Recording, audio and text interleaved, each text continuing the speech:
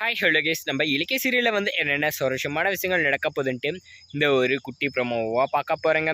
என்னென்ன சுவாரஸ்யமான விஷயங்கள் நடக்க போகுதுன்ட்டு எனக்கு முக்கியமாக வந்து இந்த பைரவி வந்து நம்ம பையனை வந்து நம்ம வீட்டுக்கு வர வச்சுட்டோம் அப்படின்னு ஒரு சந்தோஷத்தில் தான் வந்து இருக்காங்க.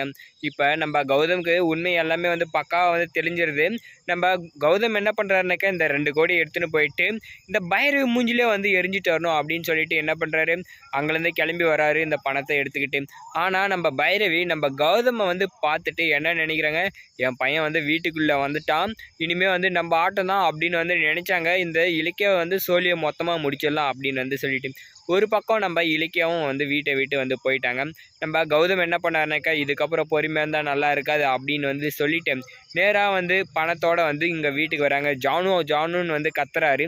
கத்தனமே வாப்பா கௌதம் அப்படின்னு சொல்லிட்டு ரொம்ப வந்து பதறி அடிச்சுட்டு நம்ம பைரவி வந்து ஓடிடுறாங்க. அவங்க தான் ஏதோ வந்து காப்பாற்றின மாதிரி இந்த பணத்தை எடுத்துகிட்டு வந்து தூக்கி அடிச்சுட்டு, உங்கள் பணமும் வேணாம், ஒரு மண்ணாங்கட்டியும் வேணாம், என் பொண்டாட்டி மட்டும்தான் வேணும் அப்படின்னு வந்து ஸ்ட்ராங்காக வந்து சொல்லிட்டாரு. இதை பார்த்த நம்ம அஞ்சலிக்கு அப்படியே ஷாக் ஆயிடுது. என்னடா இது, பணத்தெல்லாம் எடுத்துகிட்டு வந்து இப்படி போடுறானே அப்படின்னு வந்து சொல்லிட்டு, அப்போ இன்றைக்கி கன்ஃபார்மாக வந்து சம்பவம் இருக்குது அப்படின்னு சொல்லிட்டு அப்படியே கொஞ்சம் கொஞ்சமாக வந்து பம்பிட்டு வெளியே போக பார்க்குறாங்க. ஏய் அஞ்சலி நில்லுடி, எங்கடி போகிறா அப்படின்னு சொல்லிட்டு நம்ம ஜானு ஒரு பக்கம் கத்த ஆரம்பிச்சிட்டாங்க. அவங்களுக்கு பக்காவாக வந்து விஷயம் வந்து தெரிஞ்சு போச்சு. இந்த பணத்தை தூக்கி வந்து போட்டதுமே என்னன்னாக்கா, இவங்க பணத்தை கொடுத்து இந்த இலக்கியம் வந்து போக சொல்லியிருக்காங்க. அவங்க வந்து சென்டிமெண்ட்லேருந்து அவளை அடிச்சிருக்காங்க அப்படின்ற ஒரு விஷயத்தை எல்லாத்தையும் தெளிவாக தெரிஞ்சுக்கிட்டாங்க. இதுக்கப்புறம் வந்து நம்ம சும்மா இருந்தால் கொஞ்சம் கூட நல்லா இருக்காது. நம்ம பையனோட வாழ்க்கையை இந்த பைரவியும் இந்த அஞ்சலியும் வந்து முடிச்சு வச்சிருவாங்க போல் அப்படின்னு வந்து சொல்லிட்டு என்ன பண்ணாங்க, நேராக போயிட்டு நம்ம பைரவி வந்து பலார்னு அறிஞ்சிடுறாங்க. கௌதம் சொல்கிறதெல்லாம் உண்மையாடி, உண்மையை மட்டும் சொல்லு, என் கையில் பொய்கி சொன்னேன்னா உன் கதை இப்போயே முடிச்சிடும் அப்படின்னு வந்து சொல்லி நம்ம ஜானு வந்து இப்போ கோவப்பட ஆரம்பிச்சிட்டாங்க.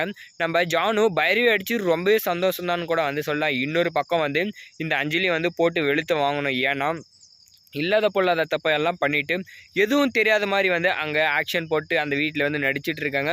எல்லாம் தெரிஞ்சாலையும் நம்ம இலக்கியாவால் நிரூபிக்க முடியாத நிலமை வந்து வந்துருச்சு.